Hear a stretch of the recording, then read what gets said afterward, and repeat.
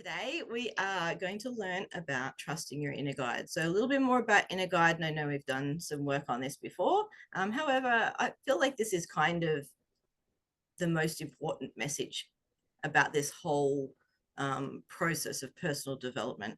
The personal part is your inner guide. And so many of us, speaking from my point of view, have learned to look for it externally in other people instead of trusting our inner guide and listening to our own voices. So it doesn't hurt to tap back into these subjects every now and then, or even often. So our contents today is we're going to talk about personal safety, about the concept of the inner self, starting small, try these different options. We're going to talk about the difference between noise and guidance. We're going to do a little bit of practice. We're going to do the wounded and the protected, look at the wounded and the protected, and then we're going to end off with a meditation. So that's the plan. So first of all, personal safety. So personal safety is the steps we take to protect ourselves from physical, emotional, or psychological harm. Personal safety involves being aware of your surroundings, understanding potential risks, and taking precautions to reduce the chance of danger. So this is particularly important for people to remember that you are the person who's in charge of your personal safety, and it's your responsibility and your privilege to have that decision. And as adults, we get to do that. As children, we didn't really have much choice. We didn't have a chance to be able to say no to many things, or we didn't have a chance to go, I'm leaving now, or all those type of things. So we had lots of restrictions when we're children. But now that we're adults, we get to make the decisions ourselves. So now, as adults, we get to trust our instincts. We get to use public transport safely. We get to say, hey, yes or no. We get to protect our own personal information, both online and offline. We get to know what our boundaries are as we learn and progress into adulthood. We get to seek our own support. We get to watch out for red flags, and we get to keep communication open. Now, they're just a few things. And of course, all of them come with side precautions and what's the words, like not loopholes, but little side notes, whatever the word is for that. Because in a sense, your instincts aren't always correct. Public transport isn't always safe.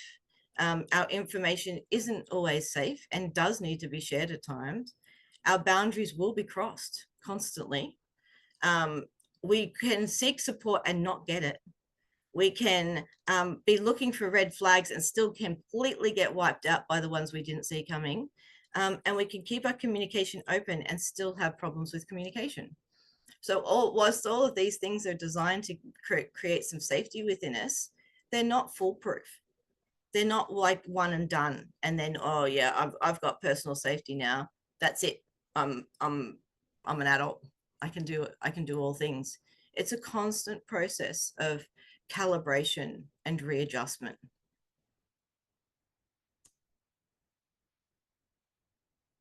Your inner guide is your instinct. It's your wisdom and your quiet awareness.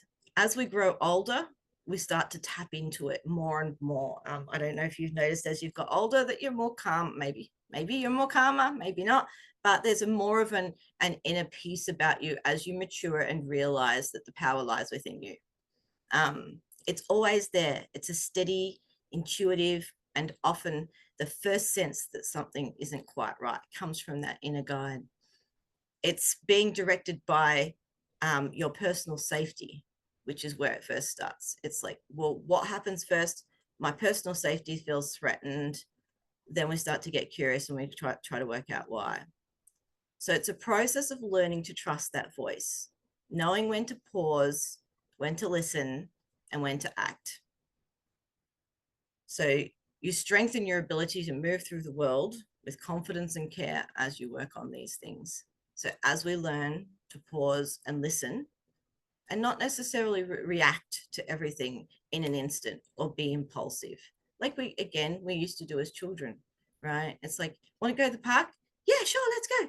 No, like, oh, we probably should think about this and this and this. As we got older, we learned to respond to these have a little personal story about that, I had a near-death experience on Wednesday, because my daughter had been really loving and kind, had decided to empty the fireplace of the coals, unbeknownst to all of the people in the family in the house. She had put it into a steel bucket, which was great, taken it outside and deposited the coals on the rose bushes, which is what mum normally does. What she hadn't realized is that mum normally lets the coals cool down before she puts them on the rose bush. So we went out that night, came back, and the house was full of smoke.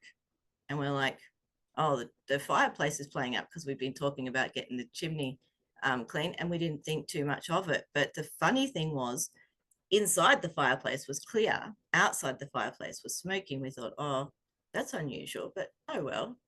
Went to go home, pulled out a drawer, and went to go to bed, pulled out a drawer in the kitchen, and some smoke came out of the drawer. And I was thinking, that's unusual. And I thought, maybe we should get that checked. Called Thomas. Thomas, I said, I think I'd like you to walk around the house, just double check everything's fine before I go to bed. I'm not real comfortable going to bed. He said, yep. Goes out, walks around the house, and underneath the kitchen, right where the rose bush is, there is a fire starting to go up the wall. You'll see the pictures I've shared in the group. Yes, so there were flames on the floor, on the walls of the boards.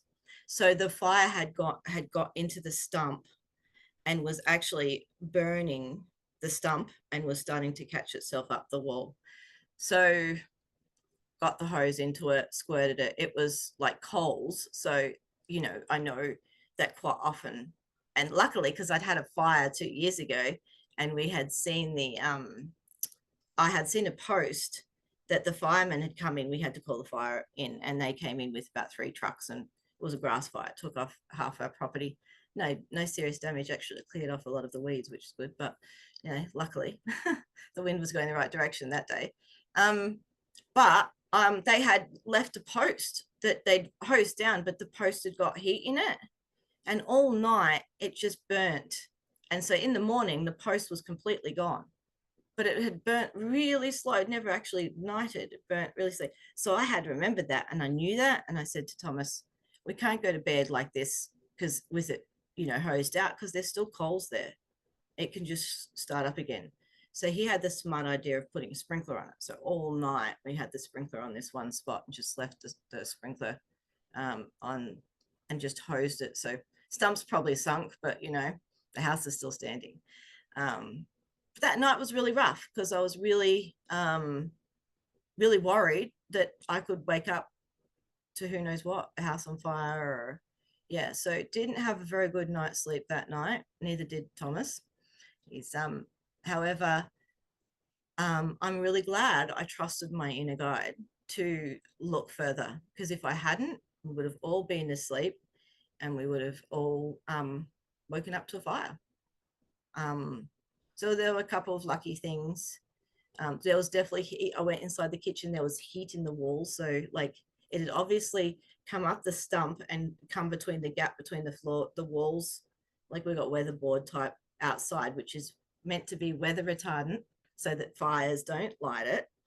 But the stump on the inside was on fire. So it was going up between the walls and coming into the house, which in a sense was lucky, but also our smoke alarms didn't go off either. So lots of very interesting processes, but yeah.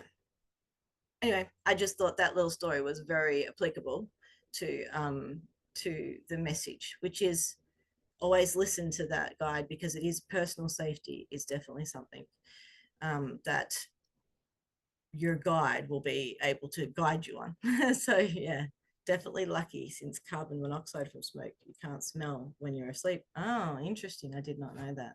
Yeah.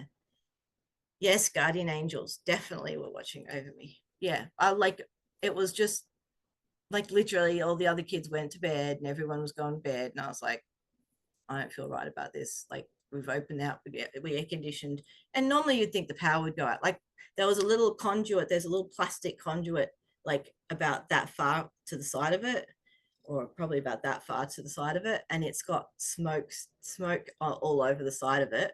If it had burned, it would have cut our power out. So, which also makes you question whether the fact of whether the smoke alarms would go off then too. So, yeah, it was interesting. Anyway, it was an interesting night, and I'm glad we survived. And my daughter feels really bad about it because she nearly burnt the house down. But we told her like it's important to learn these lessons. As a child, you might not necessarily listen to those voices. You're more impulsive. You don't think things through. As an adult, you can put two and two together, and you can use reason and logic a lot more, because we have the ability to tap into that as adults a lot more. Yeah, you think about what is important. Yeah, I was thinking about that. I was like, if the house is on fire, what do I need to grab to get, if I was going to grab something and leave? And sad to say, it was my mobile phone. I was like, I need my mobile phone. And that was the only thing that really was of importance. Obviously, my children were, well above that list. And the animals, like the dogs, I would have let them off. And yeah, it's interesting, though, to think about those things. But your inner guide, it's not loud. It's actually wise and quiet. And so sometimes, because it's not loud, it can be like a little background noise, or a little, a little inside kind of spark that sometimes we put out. And I know what that feels like when I was numb and before my Pandora's box moment, because I wasn't listening to myself at all. I had completely numbed out, and I had stopped listening, and I had no inner spark whatsoever. And I think I talked to you ladies about this last time, about that idea of lighting people up as my life's purpose now, of igniting sparks within people. That I understand that so much more clearer now after doing that message 2 weeks ago. But learning and helping people to trust your inner soul, your inner guide, without apology, without overthinking. That's what our guide is. That's what my purpose is, right? And so, but that's what hopefully everybody's purpose is. It's about finding that safe, grounded place that's free as well, to just be able to trust that you got this. So it's not you being paranoid, it's you being perceptive. It's not you being rude, it's you protecting yourself. And it's not you overreacting, it's you responding to something real to you. It's about, I know what I know, I know what I need, and I know what I know. And it's, how do I get that, and follow it through? How do I use my life's lessons in a useful way? So you may say, yeah, okay, I get it. I have this inner guide, but how do I trust it when all I do is feel hurt or betrayed or frustrated or confused? Every time I tap into it, all I get is these emotions that are overwhelming, and I hear voices, and I don't know what to do with all this mess in my head. It's like a constant loud sound, and all I want to do is just numb it out and block it out and have nothing to do with it. It doesn't help me. And all those voices that happen, or all those mistrusts that happen as a result of a denied inner guide, right? That we've had these moments where we've trusted our inner guide, and it's led us straight down a garden path and into a dangerous situation, or we've had a go at going, oh yeah, let's do this, and it's actually created a hurt or betrayal or something like that. And I was listening to a interview the other day, and I really liked the way that one of the women, was it Jay Shetty one? I can't remember the lady's name. And she said, um, it's about learning that your inner guide is testing you. So it's like, okay, so it led you down that wrong path, but now it's learning to work with you instead of testing you, because you followed it through and backed it. Because it's not always going to work. You're not a seer or somebody who can see the future. So your inner guide's the same. Your inner guide doesn't have all the answers. It has all the answers for you. It has all of the guidance for you, It doesn't necessarily have all the answers. So it's about working together with your intuition and with your experience and with the tools that you've collected of the way, without just listening to one central voice. So we start small, just one step at a time, by building our trust in our inner guidance. Like any relationship, it's small little steps. With time, consistency, and small wins, we'll get there. Just start with the simple choices, things like, what should I wear today? Tap into it. What do I feel like wearing today? I feel like wearing t-shirts and shorts. Interesting, on a day that's going to be 5 degrees. Wonder what that's about. But okay, I'm going to put shorts and t-shirt on, and some tracksuit pants and jumper over the top, or some whatever you guys call it in America. But I'm going to go with that. It's interesting. Or maybe the question comes up, who should I call? I think I should call Ghostbusters. Yeah, funny, ha ha ha. You're a funny inner guide, right? I don't think Ghostbusters is probably going to help us right now, but who else could we call? Like, it's that kind of tapping into and having some fun with your inner self, and also just listening again, back to that idea. Interesting. Because the next question, the next statement that comes through the next person, who instead of Ghostbusters might be, you remember that friend you had that you could tell anyone to, remember, oh yeah, I didn't think about that. But that inner guide allowed you to connect with yourself, to then dig deeper and find somebody who you could talk to. And then when you need to say no. So often, I've spoken about this one before, if somebody asks you to do something and you have a little alarm inside that goes, I don't want to answer this question. I'm feeling obligated, expected, or I'm feeling like it's people's opinion that they're shooting on me, or there's something just not right about that. Giving yourself permission to have some space and going, yeah, can I get back to you on that? It's not no, it's not a yes. I just need to get back to you. Give yourself some moment to be able to say, okay, what is it about this that makes me want to say no? Or what is it about this that is making me want to say yes? I'm just giving you the space to just go, not yet. I'm just going to take a moment before I answer that. And when you've made this decision, after you've made those decisions, this is the reflective part. The really powerful part is actually stopping and going, how did you feel? Because the awareness part is the bit that's going to go, oh, and then that's going to fuel that ignited light inside you. Because sometimes they'll make you feel peaceful. Sometimes they'll make you feel easy. Sometimes they'll make you feel uncomfortable. Sometimes you'll notice conflict. Sometimes you'll notice mistrust. But whatever is there is your fuel to work with. And only you will know what's there. Only you will know. And that's about tapping into that. And sometimes it might be with somebody else to help you guide that through. But you're the one that's going to be able to see it and hear it and feel it.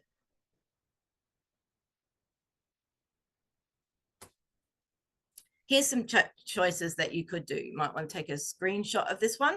These are just some little basic ones that you could do.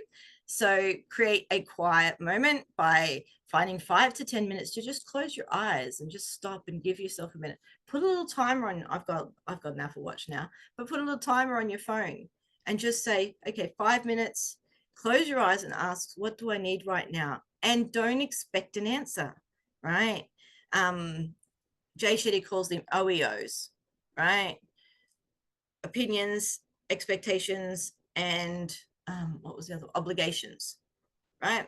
Just notice them. If we feel like we're getting obligated to come up with an answer, or expected to come up with an answer, then you've got to let go of the OEOs. It's just going, what do I need to know right now? Nothing's coming to me. Okay, that's fine. But I gave myself 5 minutes. How does that feel? Actually feels good, calming. Or it feels frustrating. Okay. No judgment. Just notice it. but it's frustrating to notice it. Yeah, more frustration. Yeah. It's just noticing it. So that next one, noticing the feelings in your body. Where does it feel it? Tapping in. Right now, I have a bit of a pain in my back, and I'm like, oh, my back got really painful. And I'm like, oh, that's right. That's because I did a really big day on open day 2 days ago, and I walked 13,000 steps in one day without doing any additional walking. I was standing for long hours. Oh, that makes sense. This is my body aching from it. Give myself a bit of a rub and say, you'll get better in a couple of days. Yeah. Yeah. Let go of justifying. You don't need proof. You're allowed to act on your feelings. You can have your opinions about something. This one's one that Angel and I get locked with all the time because we have opinions, we have feelings, that we have things that we want to share, but we think the other person needs to have that same opinion, and then we get stuck. But it's okay. You don't have to justify your feelings. If you feel something, trust it. Trust that they're your feelings. Trust that you have every right to have those feelings or those stories or those experiences. They're yours. Somebody telling you that you aren't feeling it's not going to help.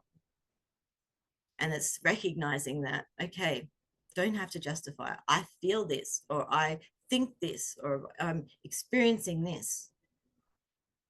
Where we get stuck is where we want the other person to understand, or we want the other person to have that same feeling or have that same experience. And it's like, it's not going to necessarily happen because they haven't had the same experiences of you up until that time. And we all experience things in different ways. So, not justifying it to yourself to get yourself out of it, but just to notice it. Don't need proof. You're allowed to act on feeling. You can have your own opinions about something. We can agree to disagree. And then speaking to yourself. This is one that I know a lot of people struggle with. But speaking to yourself in a kind way, just like a friend, not like the mean, nasty person that so many have in our voices. You idiot. What did you do wrong? You stupid fool, or, just look in that mirror and see how ugly you are, like, we would not say that to anyone in our life, I'm pretty sure, um, or even the mean, the mean girls that have these voices that go, oh, look what she's wearing, she's an idiot. It's a reflection back at them. It's their own insecurities. It's like, notice that that's not really who people are. That's an external player, an external, what's the word, personification, or enactment of what is actually hurting on the inside. That quite often people notice in other people things that they've reflected from within. It's like that idea that all of a sudden you're pregnant, you look around and everyone's got prams. Where were all those prams 5 minutes ago, an hour ago? It's like, why now are there prams everywhere? It's because we're noticing those particular things. So allowing yourself to be the kind friend that you want to yourself. And if you hear a harsh voice, just going, that's pretty harsh. Is there a nicer voice inside? No, there's not. Oh, I hear you, whatever voice you are there. I'm going to be nice to you. Let's see where that goes. Don't be nice to me. Okay, what would you like then instead? I want you to be, hard on me and beat me up. No, don't do that anymore. Sorry. But I'm here for you. Be that friend. Because no friend you're going to turn around and go, oh, can you please say some really nasty things to me? Can you please, hit me really hard so that it hurts? No friend's going to do that to you. Not unless they're doing it for a loving way, like, pulling out a tooth because they know it's going to be good for you, or, I don't know, pulling out a splinter, which is going to hurt you.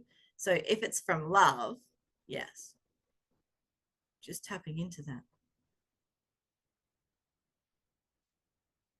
Or we can do those lovely things called affirmations, which I know I always struggle with, but having those up your sleeve can help, knowing that you can say them aloud or have them. We all have our favorites. It's like, you can do this. Believe in yourself, Catherine. Sometimes I used to, I cringe I don't cringe so much now. I used to cringe every time someone said, believe in yourself. I'd eye roll. Oh, yeah, okay, whatever, you know. But I'm actually starting to believe in myself. It's like, no, you can do this, Catherine. You're fine. You're capable, right?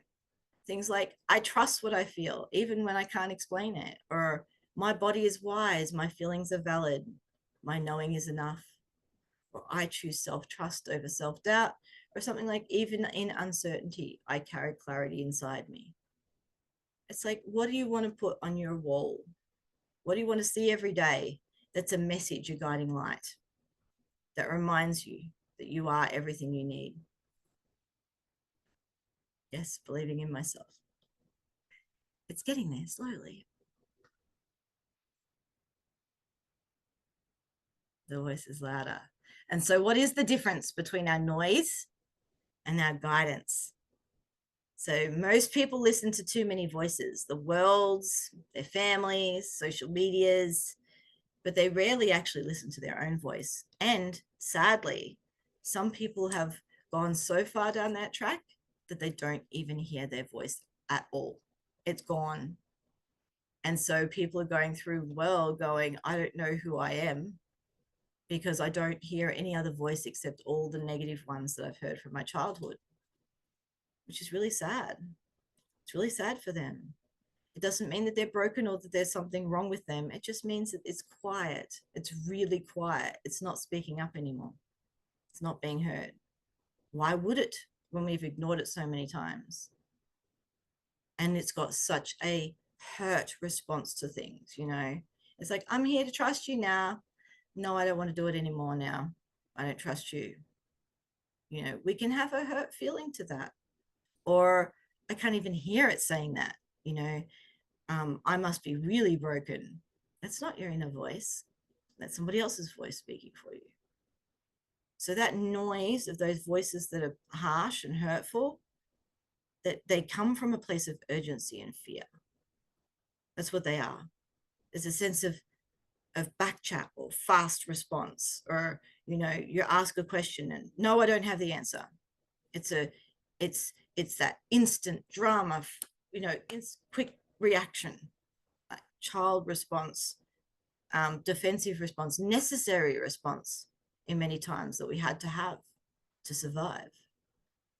And it pulls you in so many different directions. It's such a turmoil. I know the chaos. It's like this chaotic noise and mess in your head. And that's why it's important to pause and to listen. And you may have heard it referred to sometimes as a big ball of wool that's all tangled and in knots. And it's about slowly just unwinding the ball and rewinding it back up together. Everything you need is within there. It's just unwinding the bits. And you know, it's like a knot. You don't just pull the knot until it comes undone. Sometimes you do, but sometimes it works, right? But ideally, you get there and you just fray it aside little bit by little bit, just until you can undo that knot. So you can practice by responding to the situation by pausing and asking, is this voice inside me aligned with peace or panic? Which one? Am I responding out of panic, or am I responding in a calm, cool, classy way?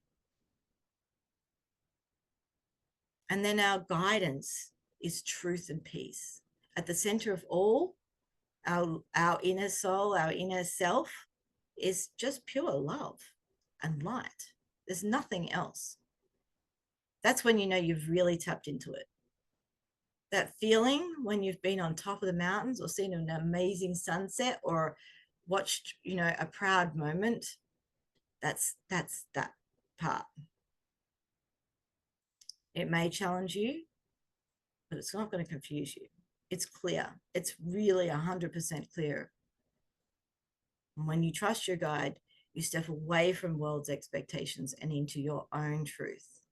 Because when we are in that moment, it's like it literally is that feeling. And we're not going to be in that all the time because we have a lot of voices in our heads and we have a lot of experience and a lot of memories going around in there. Don't let someone else's opinions become your reality, which in a sense is what we've done, because it's all the opinions of other people that have helped form our beliefs of who we are. It's not us. We never thought we were broken. We never thought that we were damaged. We never thought that we were useless, or that we are broken or ugly or fat. We never thought those things. They were put on us from other voices. We heard it from someone else and it hurt, and we adopted it rather than listening to the inner voice. And that's normal. It's normal. So let's get curious. Your inner guide isn't loud, but it is honest. So if you want to know, you got to listen. It doesn't shout. It doesn't shame. It doesn't pretend to have all of it sorted out or all together. It's the one saying, this matters to you, so it matters to me. Or you deserve better, so I deserve better. It's not always convenient, but it's always true. It's never not true. Like that uncomfortable feeling you get is because you're feeling uncomfortable with it. How about that? It's like, well, why do I feel uncomfortable about it? Yeah, good question. I'm going to get into that in a moment. Ask yourself this: what's the story I'm telling myself in this moment? What's deep down? Shame says things like, you're wrong, don't trust yourself. But compassion and kindness says, let's stay with this. What's really going on here? Trusting your inner guide doesn't mean you'll never doubt, or you'll never stumble, or you'll never have to second guess. It means you keep showing up anyway. There will be moments when you aren't sure, when the information you get is unclear, where you don't have the answers, and your heart does race, and you get in a tumultuous world and you don't think you can get through. It's in these moments, these normal moments, when we embrace the messy middle. That's a Brené Brown kind of concept. Just sitting in that messy place and going, this is me. I know I want to be better. I know I want to be more, but they're the voices of my past pushing me beyond where I am. And that's okay. It's okay to have those voices to keep us going. But what is my true light saying? I need a break. Okay. Now, is that my real voice? Or is this a voice of exhaustion or burnout? Or is this a voice of somebody putting pressure on me? It's like there's so many different layers.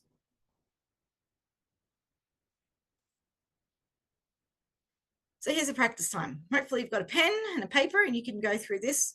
I want you to just pick something nice and simple, nice and easy that you're like, okay, I can hear this nagging voice or this feeling that I'm getting. I'm getting a feeling, I'm getting an idea, you know, something's bugging me. Like I can just hear it at the back of my voice, like the back of my head or in my stomach, or I can just, you know, there's something I've been putting off or not listening to or all those type of things. We're going to go through them. 3 steps. So first step, not every thought is true and not every inner voice is your guide. Your mind can generate anxious or critical or automatic thoughts based on past experiences, not necessarily the truth. Trust your real inner guide. You first need to notice when it's not the guide talking to you. So catch the sabotage, catch the voices that aren't actually your voices, they're somebody else's. And ask yourself, is this my inner critic, my inner child, my anxiousness, my monkey mind? Or is this, you know, when someone says something to you and you're like, oh, yeah, I never really thought, oh, yeah, that makes sense. That's your inner guide, right?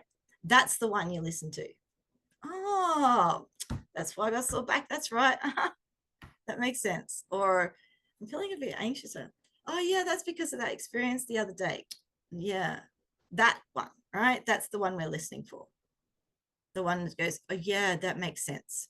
If it makes sense to you, it's probably your inner guide. If it doesn't make sense and it causes more chaos or more questions or more whatever, then it's probably not your inner guide. It's probably another sabotage. When you find that feeling or thought, actually, then ask yourself beneath it, what is this emotion? Name it and label it. So write down the thought and then label the emotion. So here, have a go at something now. Like, husband's just been nagging me, or, what is it? What is it about that? Because I had the same situation happen yesterday. I was talking to somebody on the phone, and my husband and my son come in and reminded me about an annoying thing that my husband keeps doing. And he wants to come and pick up his tools. And I'm like, stuff his tools. I feel like sticking his tools up his, right? That's my inner voice talking, by the way. So I'm like, okay, where am I feeling that? I'm feeling that as pressure. I'm feeling that as agitation. I feel it inside me. It's like an icky, yucky feeling. Right. Yes, I get it. So what is it? It's hurt. I'm hurt. I'm really hurt that he's continuing to do this and he's not actually stepping up and doing the manly thing. And that's disappointing. Beneath that is disappointment. I am disappointed that my life has not turned out the way I wanted it to be. I can recognize that. And I know that I've tapped into the right emotion because the feelings calm down. And it's like, oh yeah, that makes sense. It doesn't get rid of the pain. It doesn't get rid of the problem. But it does help me trust my inner guide and feel more grounded and central and calm.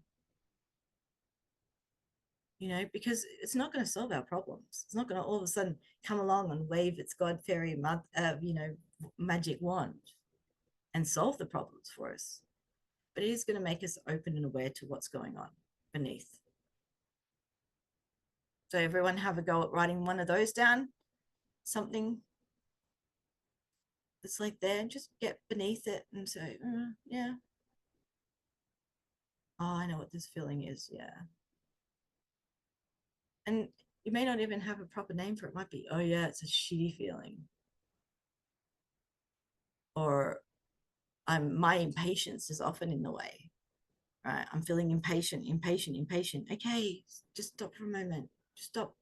Impatience. What is it you want me to hear? What's the problem here? What's going on? Why is impatience, really getting in my way today? Oh, okay. Yeah, okay. What's going you want to be further along the path of what you want. Okay, where's that coming from? External voices of expectations. Yeah, true. Of course you want to be further along the way. Again, more disappointment. Oh, Catherine, you have a lot of disappointment. Why do you have disappointment in your life, Catherine? I know why. Because you set high goals. You have high expectations. It's your perfectionism. I agree. I'm tapping into myself. I'm listening to the conversation that's helpful to know. So, number 2. Our inner voices are often our old beliefs. So looking deeper, winding yourself down into the roots of the problem. Think of it as a tree. The leaves are the things that present on the outside. We go down into the base and down into the roots. Where are they rooted? In that network of brains connection, neurons in our brain. Where's it connected to? Which ones are meshed and entwined so that when we think a certain thing, we hear a certain thing? It's amazing when I have done work with people and seen they have a set belief pattern. They're like, every time this happens, this happens. It's like, trying to think of a specific one. But like, I can't think of a specific one, but it's, I can think of it. I'll think of a certain one. It's like, well, every time someone says that word, I go into this fainting, like, this like, oh, that person, they drive me nuts. Every time they say something that I presume is going to be something painful. It's like, oh, that person always does that to me. They always hurt me. It's like a pattern, just automatically goes on replay into that, drama play or act or whatever we think normally comes with those big words like always or never or there's never there's never there's not often a short version of it. It's a dramatized, over expanded version of it. I don't matter, or people always reject me. If you have one of those thoughts, that's often the one, right? A belief. It's like, well, where did that come from? Where was that belief come from that you always get rejected?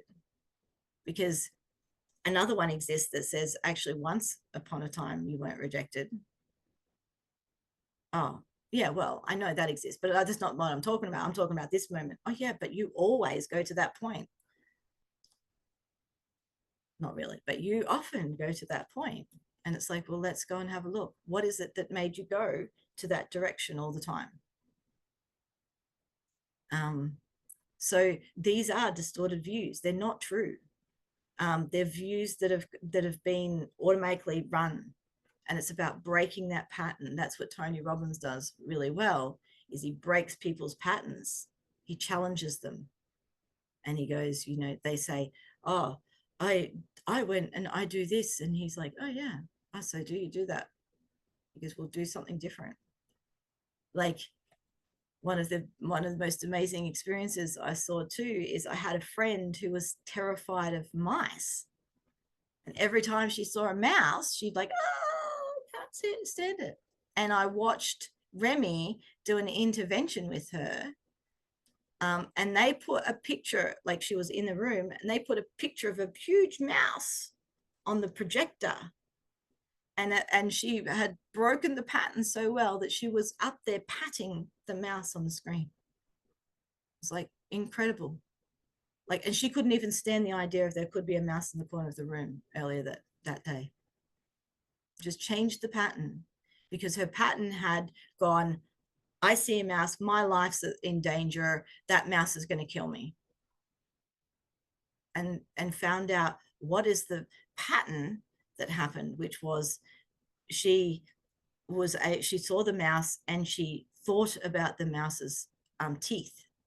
That's the first thing she thought about, right? So break the pattern, and instead of seeing the teeth, see something else. So she had, look at the fluff on it, the fur. The fur reminds me of that dog that you had, that pet dog that you loved. Isn't it cute? It kind of has a similar nose. Mice do, don't they? And then all of a sudden, when she thinks of mice, she thinks of the really wonderful feeling she had of her pet. And now she wants to pat him. But be careful with this stuff, right? Yeah. But that's the idea. It's a distorted view that happened when she was a little child that made her terrified of these mice, that they're going to kill her. It was an old pattern. It needed updating.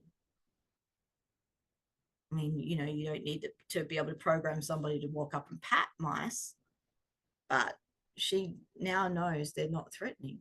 They're just, she's not going to go let mice live in her house and everything like that, because she probably still has the belief that they're not hygienic, which is actually a healthy thing. But like some countries, some places in India, they let rats and that wander around there's a rat temple or something like that.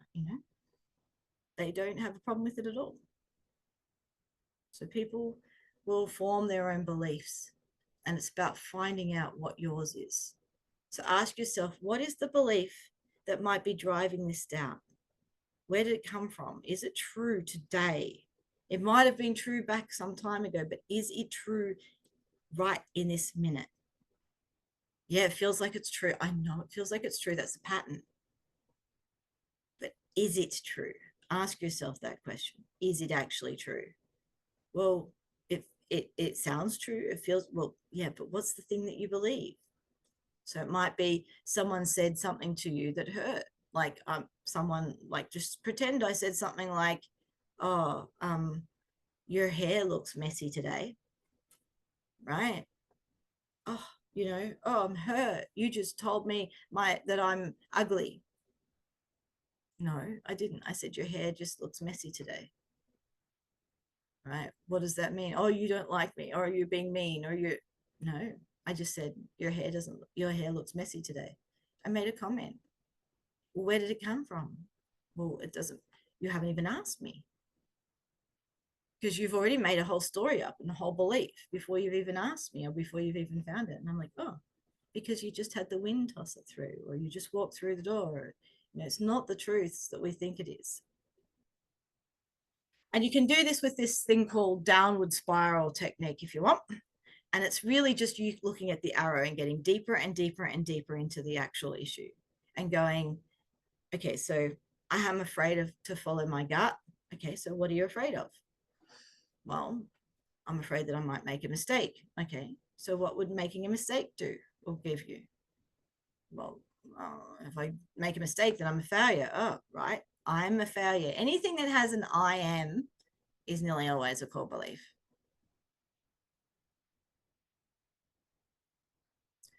So with the thing that you wrote down in number 1, have a look at it and go, what is the message behind this?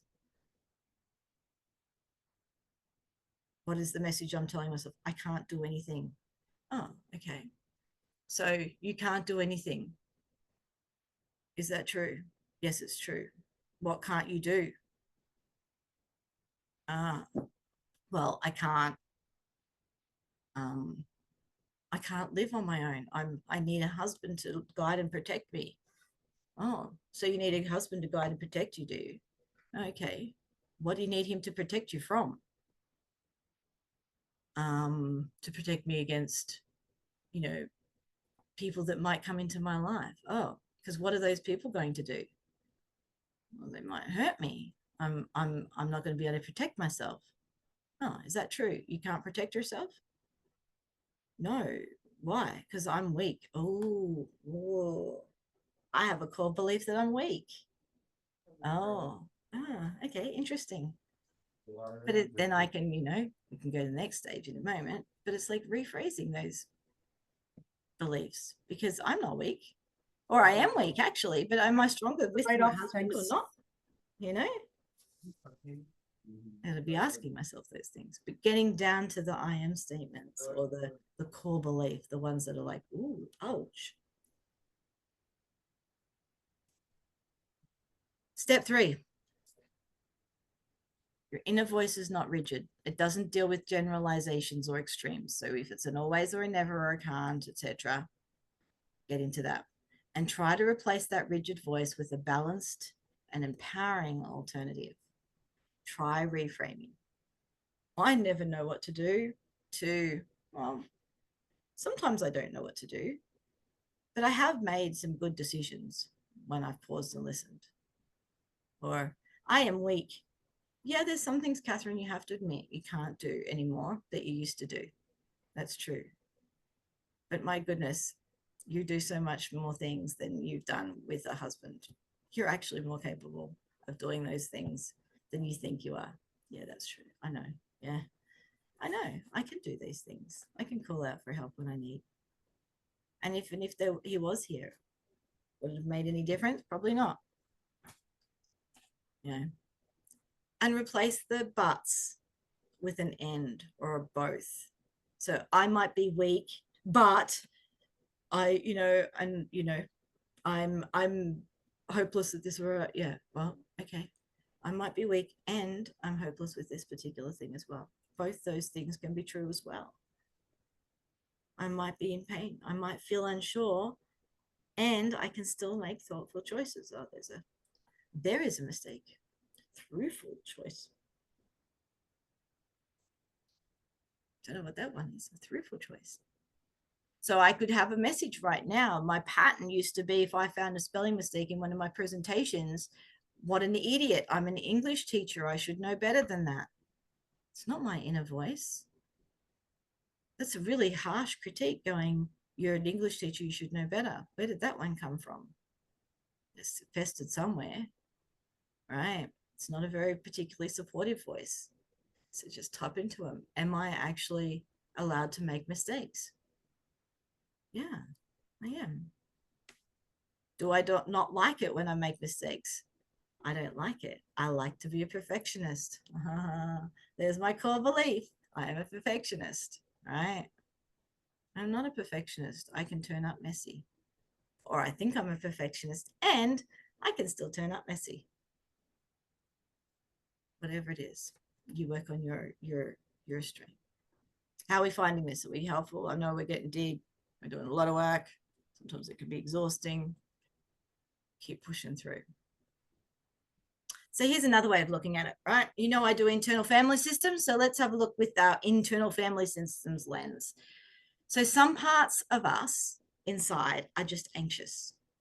They have an anxious feeling, or they just respond from this part of emotion of fear.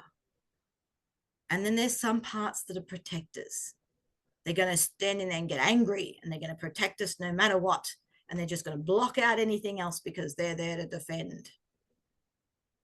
And then some parts are hurt, and they're just in that kind of victim mentality, not the judgmental victim mentality, but they're wounded. They're wounded souls. They're the wounded inner child, and they exist, right?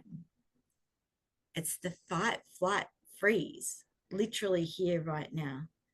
Anxious part wants to run away. The protector part wants to fight, and the wounded part wants to stay hidden and stay still and not do anything. Just freeze. So what do we do with those parts? Well, the goal is to help these parts relax, because they don't have to be in charge anymore. Remember, the self is never panicked. The self leads. Parts are your advisors. So the self, when it is in guidance, it is in the car, it is driving, it knows what it's doing, it's calm, it's collected, it's classy, it's doing it in style. If there's any other parts driving the car, it's normally one of those three. They're being, the advisors are taking over and doing it their way. So we learn to trust that we can step into that seat as our present self and make the decisions based on our advisory. So we don't get rid of our parts. We don't tell them to go away and never come back. We just listen to them and know they're there and hear them, because we can't get rid of them. They're embedded in our memory banks. It's not like we can just pluck out part of it. Or it's probably one of my bigger fears is that I will get dementia and forget things. It's unlikely to be all the scary things. I think they'll stick around. But you know, our memory has formed. It can't be unformed. It's like you can't unhear what you hear. You can't unsee what you've already seen. It exists. But we can change the story that's related to it. We can change the neural pathway to get to it. So at the center of everything is love. Right at your core, you are love. So I'd like to do a meditation with you now, if that's okay. So find yourself a nice, comfortable place, nice, comfortable spot.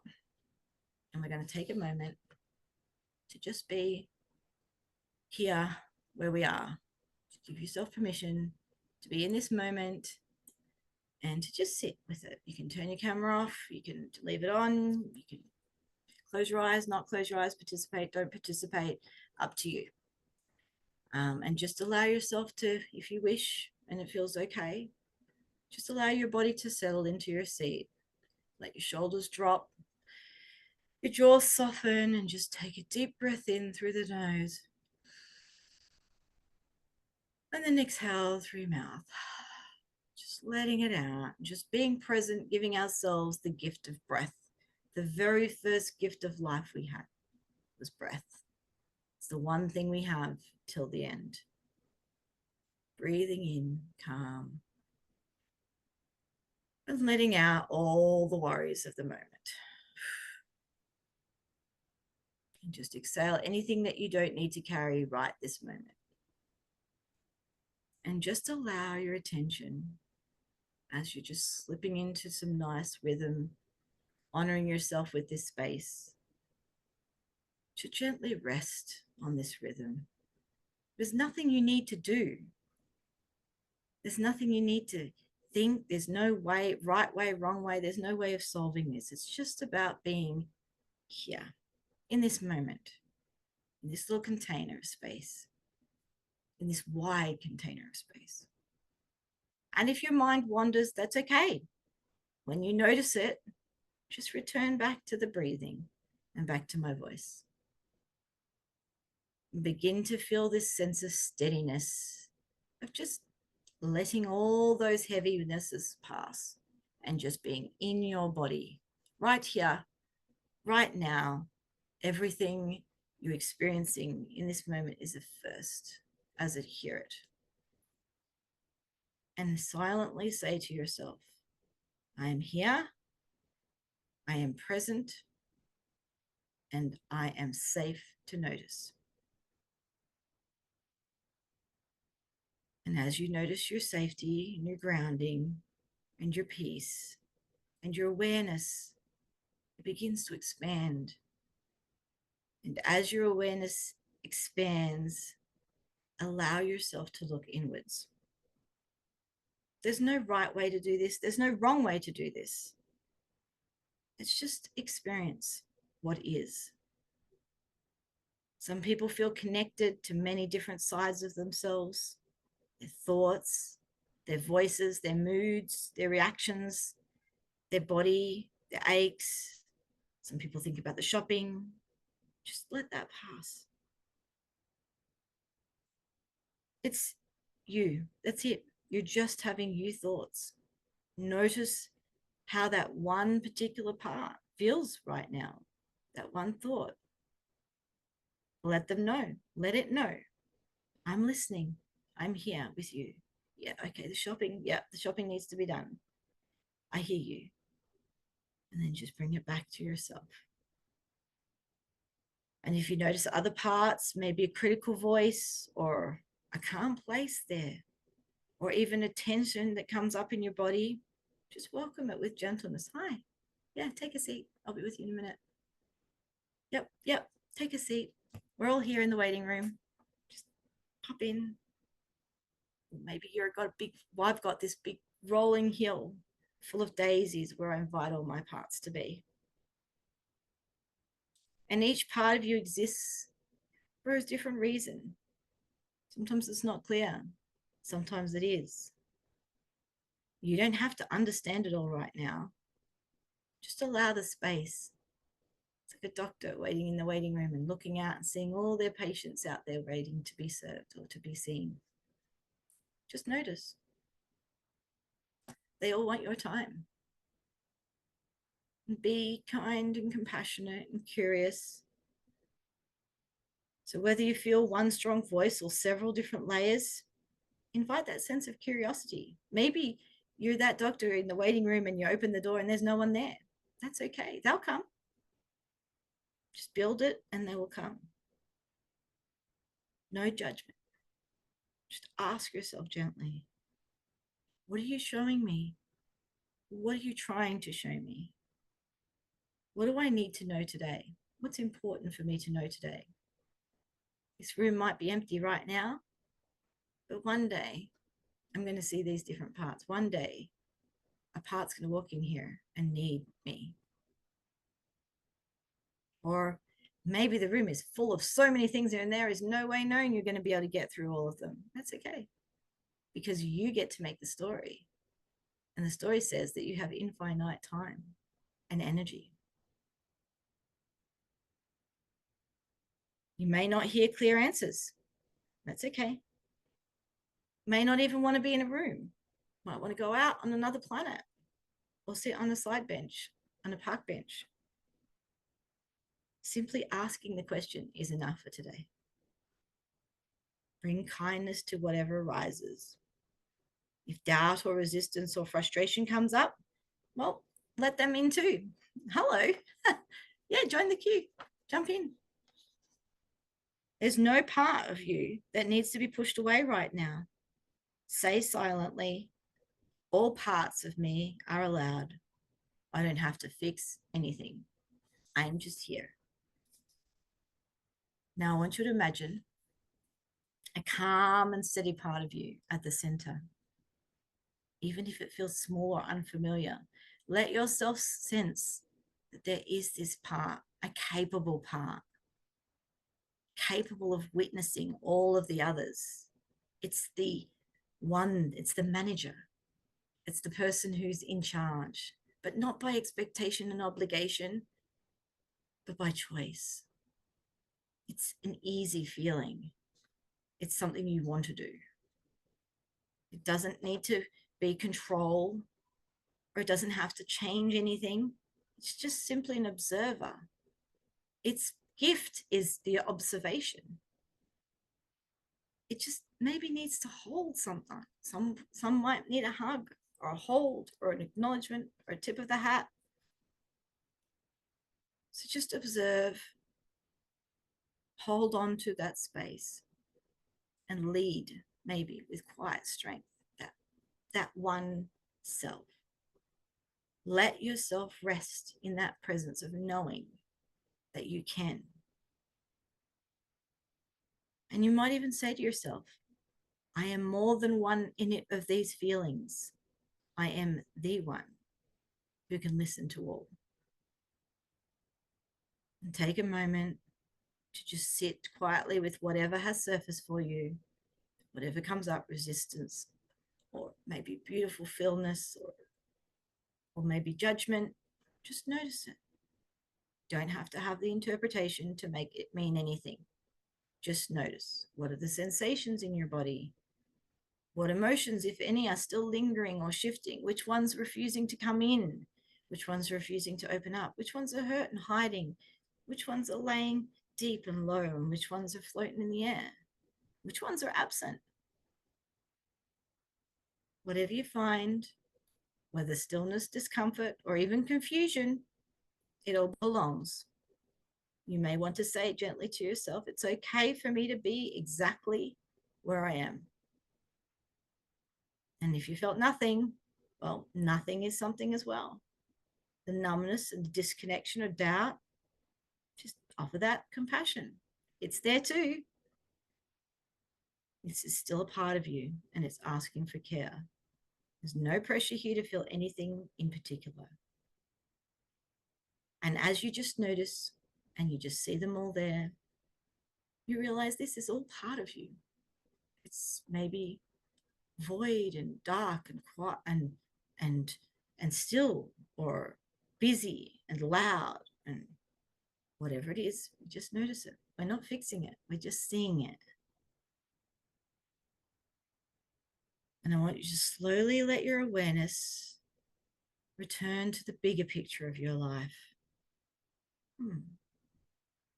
You might ask yourself softly, is there something I want to carry from this experience, from noticing? Is there a small act of kindness, a little first step, or a little bit of care I can offer myself today? If that was really exhausting or hard, maybe I need a 5-minute cup of tea. Or if it was jubilating, or if there was a message, maybe I need to journal. Just allow whatever answer comes, and allow a way that you can honor whatever you've just noticed. Maybe it's rest, maybe it's a conversation, maybe it's just simply allowing more space to feel. Maybe it's the potential. Ooh, I know there's something there more. This is all a journey, it's all a process. Let whatever comes be simple, gentle, and real.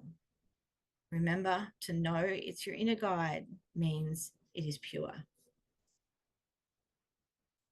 And take a moment to appreciate whatever you noticed, even if it still feels messy or unclear, or incomplete, or there's lots of questions.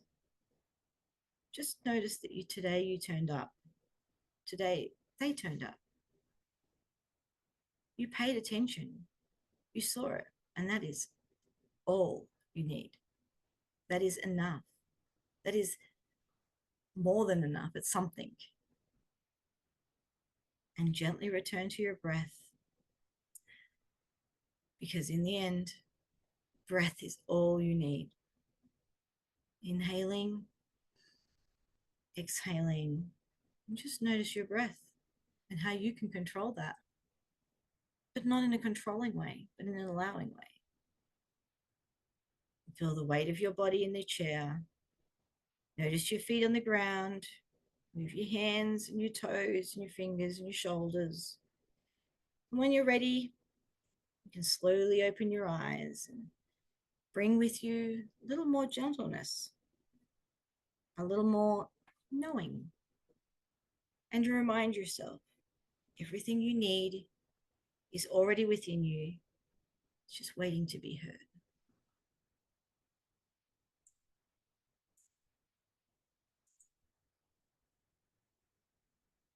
Thanks for joining us today.